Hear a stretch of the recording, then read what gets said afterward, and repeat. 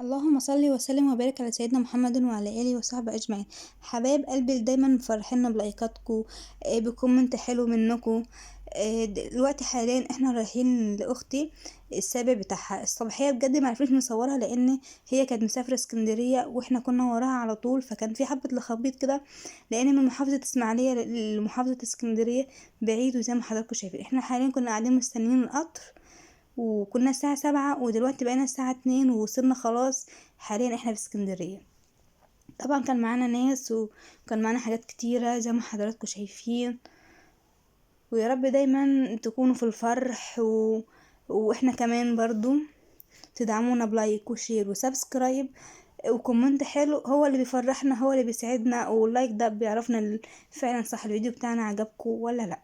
دلوقتي احنا وصلنا عند العروسة، ودي بقى حاجات بتبقى مثلا ماما كانت حطاها في الفريزر عشان خاطر ايه ما يجراش حاجه. ده عيش ماما كانت خبزهولها، هي كانت بتحب ايه حابه العيش ده، فماما قالت لها انا هعمل لك منه. فده برضو لبن، اي حاجه كانت في التلاجة عامه ماما كانت حطاها لها في اللفه اللي زي ما انتم شايفينها ديت عشان خاطر ما تفكش او ما تبصش منها، لان في الطريق كنت انزل ميه الكلام من انتوا عارفينه ده. ده برضو باميه، ده برضو لحوم اهوت زي ما حضراتكم شايفين. دي لحمة، ودي برضو لحمة برضو. دي كبدة شكلها. دي جبنة، جبنة فلاحي. لحد جبنة الفلاحي ماما جابتها لها برضو، لان هي بقى مش عارفة حد يعني كده، ولسه اسكندرية جديد. طبعا حماتها معاها وجوزها، بس يعني برضو يعني اكيد فاهمين هيكونوا لسه وكده. ماما بتجيبها كده وبتقطع لها فلفل وبتحط لها مية وملح، ولو هي عايزة ملح يعني تاني وتظبطها. ده بقى زي ما انتوا حضراتكم شايفين، ده الفايش ماما عاملاه في البيت برضو من الالف للياء، مش مشترياه. ان شاء الله تعملكم في فيديو ما تيجي تعمل تاني منه. ده بقى فاكهتنا العنب والجوافة والكمثرى والمانجا والكنز والعصير والزيتون لحد الزيتون.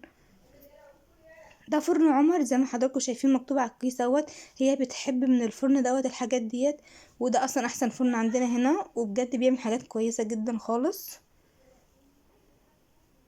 ده فطير. بجد اتمنى منكم لايك وشير وسبسكرايب للقناة عشان ده اللي بيدعمنا وده اللي بيدعم قناتنا، وده دايما اللي بيفرحنا وبيشجعنا ان احنا نعمل لكم فيديوهات وننزل لكم تاني. دي النواشف بقى حاجات بالملبن وبالعجوة وحلويات زي ما حضراتكم شايفين.